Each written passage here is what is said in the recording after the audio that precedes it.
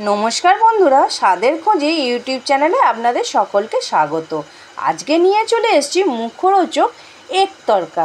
চলুন দেখে নেওয়া যাক উপকরণগুলো। এখানে নিয়েছি দুটো ডিম, একটা টমেটো কুচি করে, আর কিছুটা পেঁয়াজ, আর কিছুটা ধনিয়া পাতা, আর কাঁচা লঙ্কা কেটে নিয়েছি দুচালা করে। আর এখানে নিয়েছি আদা রসুনের কিছুটা পেস্ট, আর মুগ কড়াইটা সিদ্ধ করে নিয়েছি।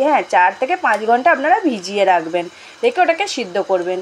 এখানে আমি কড়াটা বসিয়ে দিয়েছি, আর ওতে পরিমাণ মতো সাদা তেল দিয়ে দুটো ডিম দিয়ে দিয়েছি। আপনাদের যতগুলো ইচ্ছা ততগুলো দেবেন, আমি দুটো দিলাম।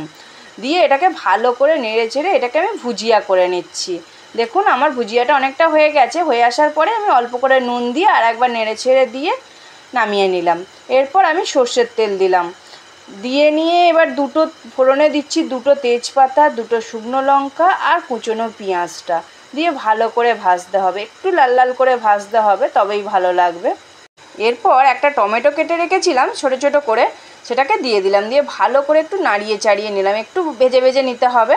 তারপর পরিমাণ মতো আমি নুনটা দিয়ে দিলাম, দিয়ে ওটাকে ভালো করে নাড়িয়ে চাড়িয়ে টমেটোটাকে একটু গলিয়ে নিতে হবে। তারপর অল্প একটু আদা রসুনের পেস্ট বানিয়ে রেখেছিলাম, সেটা দিয়ে দিলাম। দিয়ে এবার একে একে করে হলুদ গুঁড়ো, লঙ্কা গুঁড়ো, আর স্বাদ মতো চিনি দিয়ে এবার মশলাটাকে ভালো করে কষাতে হবে সুন্দর করে। দেখুন আমি কিভাবে কষাচ্ছি, এইভাবে কষিয়ে নেবেন। তারপর দেখুন আমার তেল ছেড়ে গেছে মশলাটায়। আমি কাঁচা লঙ্কা কুচিটা দিয়ে দিলাম, আর অল্প করে ধনিয়া পাতাটা দিয়ে দিলাম, দিয়ে ভালো করে কষিয়ে নিলাম। তারপর মুগ কড়াই সিদ্ধটা দিয়ে দিলাম, দিয়ে নিয়ে ভালো করে ওটাকে নাড়িয়ে চাড়িয়ে নিতে হবে। দেখতে পাচ্ছেন আমি কিভাবে করছি, এইভাবেই করবেন। আর মুগ কড়াইটা কিন্তু বেশি সিদ্ধ করবেন না। আমি এখানে আমার কড়াই অনুযায়ী আমি 5টা সিটি দিয়েছিলাম, আপনারা আপনাদের মতোই দেবেন।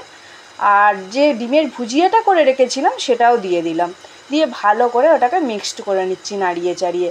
এরপর গুঁড়ো গরম মশলা কিছুটা দিয়ে দিলাম, আর এখানে আমি ভালো করে নাড়িয়ে চাড়িয়ে দেখুন করে নিচ্ছি। তারপর হয়ে আসার সময় একদম হয়ে আসবে, ওখানে ধনিয়া পাতাটা ছড়িয়ে দিয়ে নামিয়ে নিতে হবে। দেখুন আমি এখানে বাটিতে সার্ভ করে দিয়েছি।